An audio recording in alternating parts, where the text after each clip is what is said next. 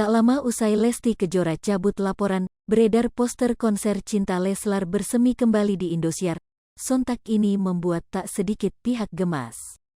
Apalagi, sebelumnya tak sedikit warganet seolah dibuat geram dengan kasus KDRT Rizky Bilar yang berujung damai setelah Lesti Kejora cabut laporan.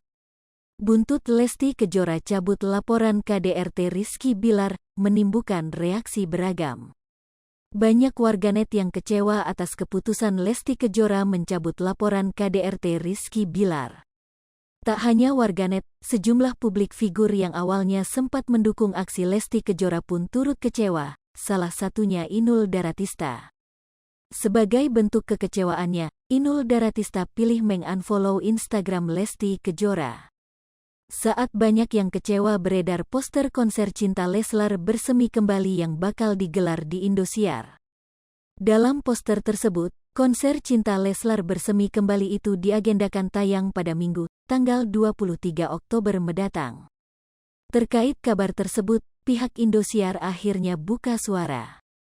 Melalui unggahan akun Instagram @Indosiar, pihak Indosiar memberikan klarifikasinya, Senin, tanggal 17 Oktober tahun 2022. Indosiar memastikan jika konser Cinta Leslar bersemi kembali tidak benar adanya alias hoaks. Diduga, poster tersebut dibuat oleh warganet untuk hiburan semata. Indosiar mengatakan pihaknya menayangkan acara lain. Pada tanggal tersebut, Indosiar menayangkan Live The Academy 5 Top 18 Grup 2 Show PKL pukul 20.30 WIB. Indosiar mengingatkan informasi resmi program acara di televisi ini hanya di website dan sosial media yang resmi. Besti Indosiar untuk mendapatkan informasi resmi hanya lihat promo on air yang tayang di Indosiar dan di akun sosial media dan website resmi Indosiar.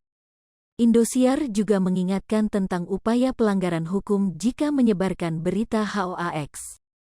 Sesuai dengan pasal 28 ayat 1 Undang-Undang Nomor 11 Tahun 2008 tentang Informasi dan Transaksi Elektronik, UU ITE, melarang setiap orang dengan sengaja dan tanpa hak menyebarkan berita bohong dan menyesatkan yang mengakibatkan kerugian konsumen dalam transaksi elektronik. Untuk itu kami juga mengingatkan kepada siapapun bahwa penggunaan logo dan identitas Indosiar tanpa izin dan menyebarkan hoax adalah melanggar hukum.